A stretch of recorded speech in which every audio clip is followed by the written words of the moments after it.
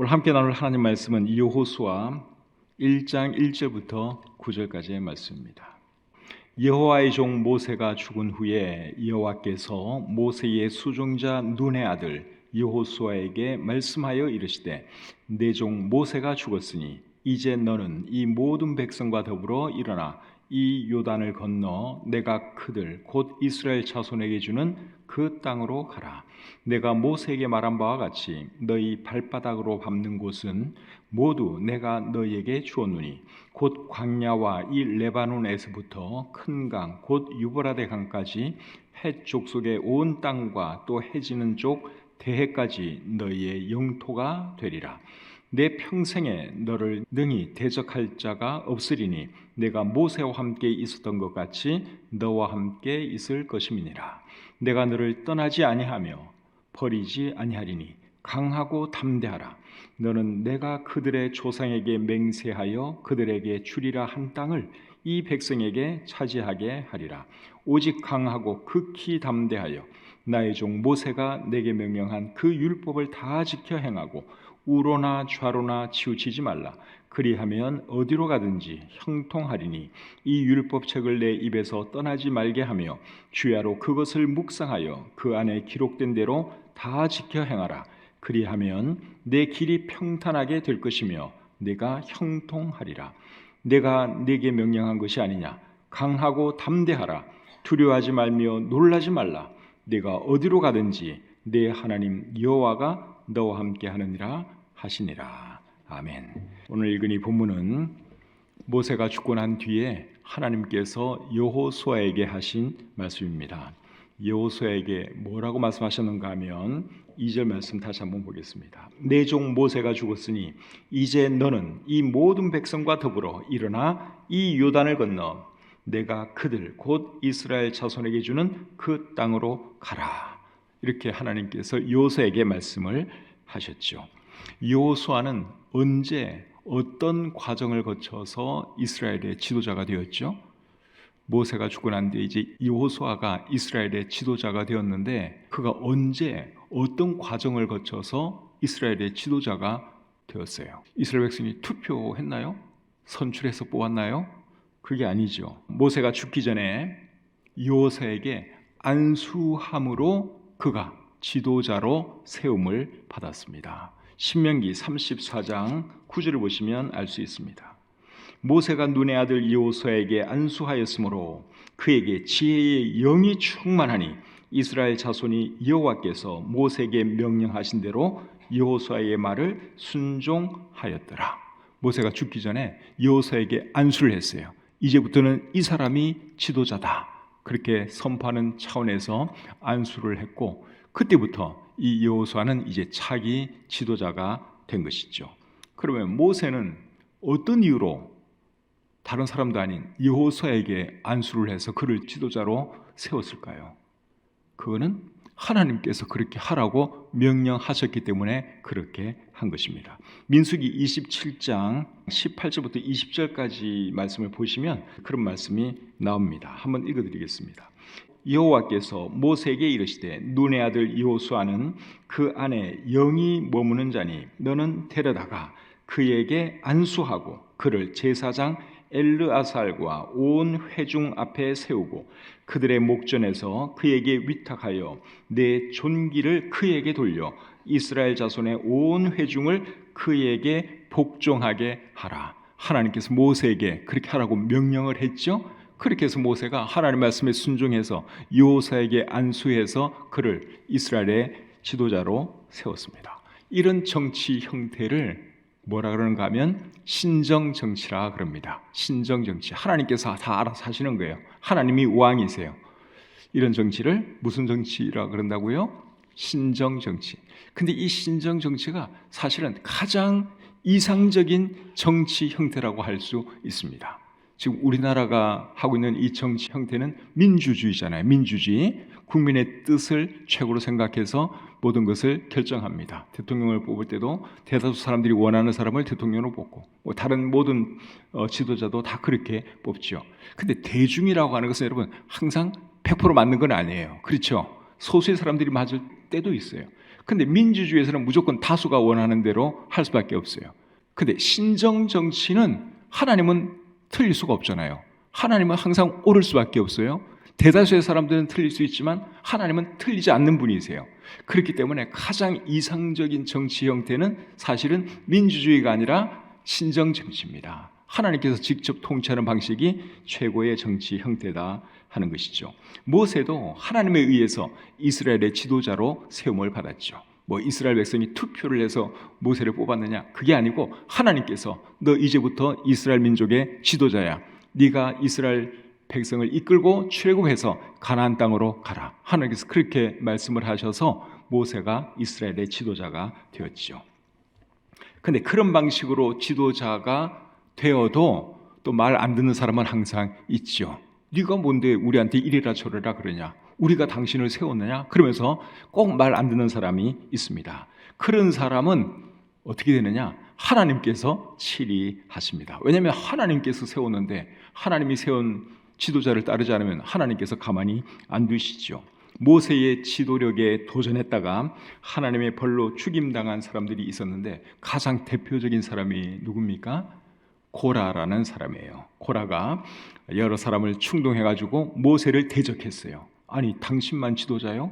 우리도 말 좀 합시다. 우리도 좀 이렇게 당신처럼 그런 권리를 우리도 좀 누려봅시다. 그러면서 모세에게 대적을 했어요. 그렇게 했을 때 하나님께서 고라와 그를 추종한 사람들을 다 멸하셨죠. 그 내용이 민수기 16장에 기록되어 있습니다. 이스라엘의 지도자가 된 여호수아에게 하나님께서 방금 뭐라고 말씀을 하셨어요? 이 백성과 함께 일어나서 요단을 건너 내가 너에게 주겠다고 한 그 땅으로 들어가라. 그렇게 말씀을 하셨죠. 그 말씀을 들었을 때 여호수아의 마음이 어땠겠습니까? 굉장히 두렵고 떨렸을 것입니다. 그 당시 이스라엘 백성의 수는 한 200만 명 정도 되었습니다. 200만 명. 여러분 그 많은 200만 명의 사람들을 데리고 거기에는 노인도 있고 또 아이도 있고 여러 형태의 사람들이 있었겠죠. 그 사람들을 데리고 이제 요단강을 건너서 가나안 땅으로 들어가야 되는 거예요. 근데 요단강이 지금은 그렇게 강폭이 넓지 않아요. 굉장히 좁습니다. 근데 그 당시에는 요단강 폭이 굉장히 넓었어요. 그리고 물살도 굉장히 셌습니다. 그러니까 넘어가는 이게 쉬운 일이 아니에요. 그 많은 사람을 데리고 어떻게 그 강을 건너서 가나안 땅으로 들어갈 수가 있겠습니까? 그리고 어떻게 해서 요단강을 건넜다 해도 가나안 땅에 들어가면 뭘 해야 됩니까? 가나안 사람들과 싸워야 되고 그 사람들을 그 땅에서 쫓아내야 되잖아요. 이게 여러분 보통 일이 아니죠. 근데 하나님께서 여호수아에게 그 일을 하라는 것입니다. 그러니 얼마나 두렵고 떨렸겠어요. 그런 여호수아에게 하나님께서 또 이런 말씀을 하십니다. 3절부터 6절 보겠습니다. 내가 모세에게 말한 바와 같이 너희 발바닥으로 밟는 곳은 모두 내가 너희에게 주었노니 곧 광야와 이 레바논에서부터 큰 강 곧 유브라데 강까지 해쪽 속의 온 땅과 또 해지는 쪽 대해까지 너희의 영토가 되리라. 내 평생에 너를 능히 대적할 자가 없으리니 내가 모세와 함께 있었던 것 같이 너와 함께 있을 것임이니라. 내가 너를 떠나지 아니하며 버리지 아니하리니 강하고 담대하라. 너는 내가 그들의 조상에게 맹세하여 그들에게 주리라 한 땅을 이 백성에게 차지하게 하리라. 자, 하나님께서 이런 말씀을 해주셨는데 이 말씀을 들었을 때 여호수아가 얼마나 힘이 났겠습니까? 두려움도 사라졌겠죠. 근데 이 말씀을 하나님께서 모든 이스라엘 백성들에게 하신 것이 아니라 여호수아 개인에게 하셨다는 사실이에요. 여기 너라 그러잖아요. 너. 하나님은 다른 사람들에게 말한 것이 아니라 여호수아 개인에게 이 말씀을 해 주셨습니다. 그렇게 하신 이유가 뭘까요? 여호수아가 지도자였고 여호수아에게 이 말씀이 필요했기 때문에 하나님께서 여호수아에게 이 말씀을 해 주신 것입니다. 강하고 담대하라. 내가 너와 함께 할 것이다. 내가 너에게 주겠다고 한 그 땅을 너희들에게 주겠다. 하나님께서 그렇게 말씀을 해 주셨죠. 성경을 보면 우리 하나님은 어떤 일을 하실 때 한 사람을 통해서 일을 참 많이 하십니다. 이스라엘 백성을 출애굽시키기 위해서 하나님께서 한 사람을 선택하셨는데 그 사람이 누굽니까? 모세죠. 메시아를 배출할 한 민족이 필요해서 하나님께서 한 사람을 선택하셨는데 그 사람의 이름은 아브라함입니다. 사사기서를 읽어보시면 이스라엘 민족이 고통을 당해 하나님께 부르짖으면 하나님께서 한 사사를 세워서 이스라엘을 구원해 주셨습니다. 여러 사람 안 세워요. 항상 한 사람을 세워서 주로 일을 많이 하십니다. 사울 왕이 이끄는 이스라엘 군대가 블레셋의 골리앗 장군에게 모욕을 당하고 있을 때 하나님은 다윗이라는 한 어린 소년을 통해서 놀라운 역사를 일으켰죠. 이스라엘을 구원했습니다. 하나님은 항상 이렇게 한 사람을 많이 사용하십니다. 사도행전을 읽어보면 유대인들의 구원을 위해서 하나님은 베드로라는 한 사람을 귀하게 사용하셨습니다. 이방 사람들을 구원하기 위해서는 사도 바울이라는 한 사람을 귀하게 사용하셨습니다. 오늘날에도 마찬가지예요. 오늘날에도 하나님은 여러 사람을 쓰실 수도 있지만 한 사람도 얼마든지 놀랍고 귀하게 쓰실 수 있다 하는 것이죠. 예레미야 5장 1절에 보시면 이런 말씀이 있습니다. 너희는 예루살렘 거리로 빨리 다니며 그 넓은 거리에서 찾아보고 알라. 너희가 만일 정의를 행하며 진리를 구하는 자를 한 사람이라도 찾으면 내가 이 성읍을 용서하리라. 여기도 보면 한 사람이라도 찾으면 내가 이 성읍을 용서하리라. 하나님께서 그렇게 말씀을 하셨는데 이런 말씀을 봐도 하나님이 한 사람을 얼마나 귀하게 여기시는지를 알 수 있습니다. 우리나라가 자유민주주의 국가로 세워질 수 있었던 데는 이승만이라는 한 사람이 많은 역할을 했습니다. 이승만이라는 사람이 없으면 지금 우리나라가 이런 자유민주주의 국가가 안 되었을 수도 있어요. 이승만이라는 한 사람을 하나님은 정말 귀하게 사용하셔서 우리나라가 자유민주주의 국가가 되도록 해 주셨습니다. 한 나라의 부흥과 발전에도 한 사람이 중요하고 교회의 부흥과 발전에도 한 사람이 중요합니다. 내가 여기 있나이다. 나를 보내소서. 이렇게 말할 수 있는 한 사람이면 하나님은 얼마든지 놀라운 일을 행하실 수 있는 분이십니다.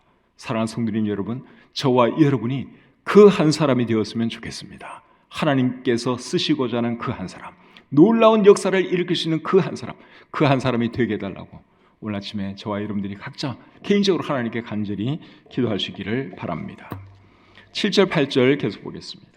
오직 강하고 극히 담대하여 나의 종 모세가 내게 명령한 그 율법을 다 지켜 행하고 우로나 좌로나 치우치지 말라. 그리하면 어디로 가든지 형통하리니 이 율법책을 내 입에서 떠나지 말게 하며 주야로 그것을 묵상하여 그 안에 기록된 대로 다 지켜 행하라.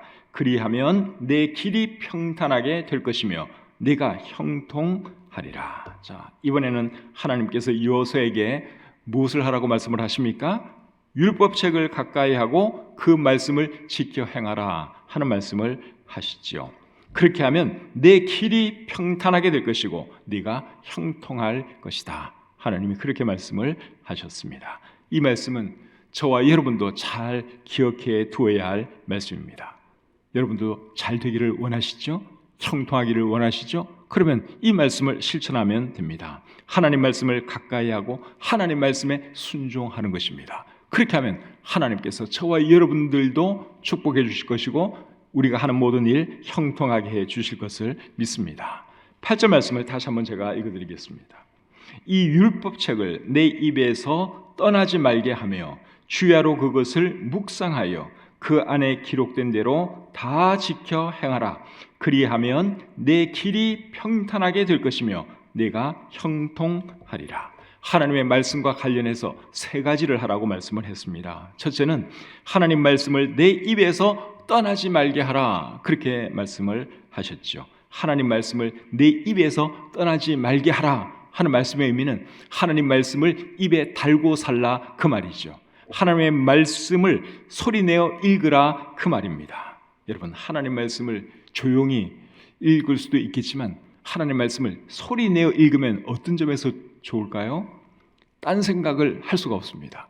그냥 조용히 읽다 보면 갑자기 딴 생각할 수도 있어요. 근데 이걸 소리내서 읽는 순간은 절대로 딴 생각을 할 수가 없습니다. 그래서 유대인들은 오늘날에도 주로 소리내서 많이 읽어요.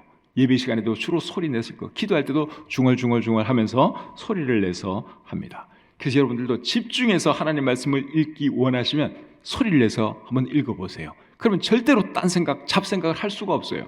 근데 조용히 읽다 보면 졸리기도 하고 딴 생각이 들어오기도 하고 그러죠. 근데 소리를 내면, 소리 내서 읽으면 절대로 그런 일이 없다 하는 거예요. 기도할 때도 마찬가지예요. 기도할 때도 우리도 잠시 뒤에 또 기도하겠지만 기도하다 보면 어떤 일이 일어납니까? 조용히 기도하면 순간 졸기도 하고 또 딴 생각이 나기도 하고 생각이 딱 멈출 때도 있고 멍할 때도 있고 그렇죠. 근데 입으로 중얼중얼 소리를 내서 기도하면 절대로 그런 현상이 나타나지를 않습니다.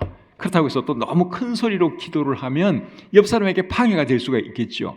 그러니까 옆 사람에게는 안 들리고 내 입은 계속 움직이고 이런 식으로 기도하면 집중해서 기도를 잘 할 수 있습니다. 한나가 그런 식으로 기도를 했죠. 사무엘상 1장 12절 13절 제가 한번 읽어드리겠습니다.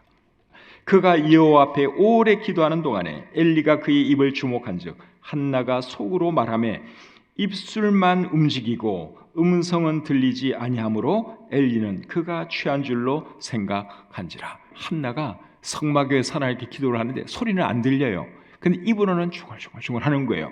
그걸 보고 이제 이 엘리 제사장은 저 여자가 술을 먹었나? 이제 그렇게 생각을 했는데 이렇게 기도한 이유가 뭐겠어요? 집중해서 기도하기 위해서 그렇게 한 것이죠. 그래서 첫 번째로 하나님 말씀과 관련해서 하는 말은 하나님 말씀을 내 입에서 떠나지 말게 하라.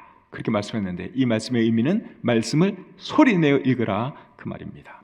두 번째로는 하나님 말씀을 주야로 묵상하라 그렇게 말씀을 하고 있죠. 주야로 묵상하라 하는 말은 늘 하나님 말씀을 깊이 생각하면서 살아라 그 말이죠. 하나님 말씀을 깊이 생각하지 않으면 세상 생각들이 우리 머릿속에 막 들어오죠. 그래서 늘 말씀을 생각하고 깊이 생각하고 그렇게 하다 보면 말씀에 젖어서 우리가 살아갈 수 있습니다. 그리고 말씀을 늘 깊이 생각하려면 말씀을 알아야죠. 먼저 알아야지. 말씀이 무엇을 말하는지 그걸 알아야지 깊이 생각을 할 수가 있습니다. 제가 주일날 설교를 하기 위해서 보통 미리 그 전주에 아니면 또 한 월요일 정도부터 제가 그 다음 본문을 보기 시작합니다. 미리 읽어놔요. 왜 읽어놓는 줄 아십니까? 어떤 말씀을 내가 다음 주일날 설교해야 할 것인지 그걸 알아야지 내가 생각을 할 수가 있으니까. 그래서 생각하기 위해서 미리 읽어놓는 거예요. 아, 그 내용이 이거지. 그걸 알면은 그러면 그 말씀이 나에게 주는 교훈이 뭔가? 우리 성도님에게 어떤 걸 내가 그 말씀을 가지고 전할 수 있을까? 생각을 할 수가 있어요. 근데 말씀을 모르면 생각할 것도 없어요. 그래서 우리가 하나님의 말씀을 깊이 묵상하고 늘 생각하기 위해서는 일단 말씀이 내 머릿속에 들어 있어야 한다는 거예요. 그래서 우리가 성경을 수시로 읽어야 하는 것이고 많이 읽어야 하는 것이고 또 암송할 수 있으면 암송하면 참 좋죠. 그러면 언제라도 외운 말씀을 생각하면서 출퇴근할 때도 그 말씀 묵상할 수 있고 깊이 생각할 수가 있습니다. 그래서 두 번째로 하나님 말씀과 관련해서 하는 말은 하나님 말씀을 주야로 묵상하라. 즉 하나님 말씀을 늘 깊이 생각하면서 살아라 하는 거죠. 세 번째로 하는 말씀은 하나님 말씀을 지켜 행하라 하는 거예요. 하나님 말씀을 소리내어 읽고 늘 깊이 묵상하라고 한 이유가 뭐겠습니까? 그 말씀을 실천하라고 그렇게 하신 것이죠. 하나님 말씀은 아는 것도 중요하고 깊이 생각하는 것도 중요하지만 제일 중요한 것은 뭐겠습니까? 그 말씀을 실천하는 것이죠. 야고보서 1장 22절부터 25절에 이런 말씀이 있습니다. 너희는 말씀을 행하는 자가 되고 듣기만 하여 자신을 속이는 자가 되지 말라. 누구든지 말씀을 듣고 행하지 아니하면 그는 거울로 자기의 생긴 얼굴을 보는 사람과 같아서 제 자신을 보고 가서 그 모습이 어떠했는지를 곧 잊어버리거니와 자유롭게 하는 온전한 율법을 들여다보고 있는 자는 듣고 잊어버리는 자가 아니요 실천하는 자니 이 사람은 그 행하는 일에 복을 받으리라. 제일 끝에 말씀이 중요해요. 이 사람은 그 행하는 일에 복을 받으리라. 하나님 말씀을 행할 때 복 받는 겁니다. 행해야지 의미가 있는 것입니다. 아무리 성경을 많이 중얼중얼 읽고 또 아무리 생각을 많이 해도 실천하지 않으면 그건 아무런 소용이 없는 것이죠. 그래서 우리가 하나님 말씀을 실천하면서 살아야 한다 하는 것입니다. 자, 이제 본문 9절 말씀을 보겠습니다. 내가 내게 명령한 것이 아니냐. 강하고 담대하라. 두려워하지 말며 놀라지 말라. 네가 어디로 가든지 내 하나님 여호와가 너와 함께 하느니라 하시니라. 오늘 이 본문에는 강하고 담대하라 하는 말씀이 3번 나옵니다. 6절에 보시면 강하고 담대하라 이렇게 말씀하고 7절 오직 강하고 극히 담대하여 이렇게 말씀하죠. 그 다음에 9절 중간에 보시면 강하고 담대하라 두려워하지 말며 놀라지 말라. 하나님께서 오늘 이 본문에서 3번씩이나 여호수아에게 강하고 담대하라 두려워하지 말라 그렇게 말씀을 했는데 3번씩이나 그렇게 말씀한 이유가 뭐겠습니까? 여호수아에게는 감당해야 할 사명이 있고 그리고 하나님께서 그와 함께 하실 것이기 때문에 담대할 수밖에 없는 것이죠. 그리고 담대해야 하는 것입니다. 하나님은 우리에게도 감당해야 할 사명을 주셨고 또 함께해 주시겠다는 약속을 주셨습니다. 그 말씀이 마태복음 28장 19절 20절에 나옵니다. 제가 한번 읽어드리겠습니다. 그러므로 너희는 가서 모든 민족을 제자로 삼아 아버지와 아들과 성령의 이름으로 침례를 베풀고 내가 너에게 분부한 모든 것을 가르쳐 지키게 하라. 여기까지는 사명에 대한 말씀이에요. 우리가 해야 할 일에 대한 말씀이고 그 다음 20절 하반절 볼지어다 내가 세상 끝날까지 너희와 항상 함께 있으리라 하시니라. 이 말씀은 하나님께서 우리와 함께 주시겠다는 말씀이죠. 여호수아에게도 감당해야 할 사명이 있었어요. 그리고 하나님께서 함께 해주시겠다고 그에게 약속을 해주셨어요. 그런데 오늘 방금 이 말씀을 보니까 하나님은 우리에게도 사명을 주시고 또 우리와도 함께 해주시겠다고 말씀을 하고 있죠. 그렇기 때문에 우리도 강하고 담대해야 하는 것입니다. 강하고 담대하지 않을 이유도 없고 또 강하고 담대해야 주님께서 우리에게 맡겨주신 사명을 잘 감당할 수 있기 때문에 그렇습니다. 오늘 이 본문에서 하나님은 여호수아에게 승리를 주실 것도 약속하셨어요. 그런데 우리 하나님은 우리에게도 승리할 것이라고 말씀해 주셨습니다. 요한일서 5장 4절에 이렇게 말씀을 하고 있죠. 무릇 하나님께로부터 난 자마다 세상을 이기느니라. 세상을 이기는 승리는 이것이니 우리의 믿음이니라. 우리도 결국은 승리하게 될 것이라고 하나님께서 말씀해 주셨습니다. 그렇다면 두려워할 것이 없겠죠? 두려워할 것이 없죠. 하나님께서 우리와 함께 하시고 우리에게 승리를 주신다면 뭐가 두렵겠습니까? 이사야 43장 1절부터 3절에 이런 말씀이 있습니다. 너는 두려워하지 말라. 내가 너를 구속하였고 내가 너를 지명하여 불렀나니 너는 내 것이라. 네가 물 가운데로 지날 때에 내가 너와 함께 할 것이라. 강을 건널 때에 물이 너를 침몰하지 못할 것이며 네가 불 가운데로 지날 때에 타지도 아니할 것이요 불꽃이 너를 사르지도 못하리니 대저 나는 여호와 내 하나님이요 이스라엘의 거룩한 이요 내 구원자임이라. 하나님은 우리의 구원자가 되시는 분이십니다. 그렇기 때문에 두려워할 이유가 없어요. 불 가운데로 지나간다 할지라도 하나님께서 우리와 함께 하실 것입니다.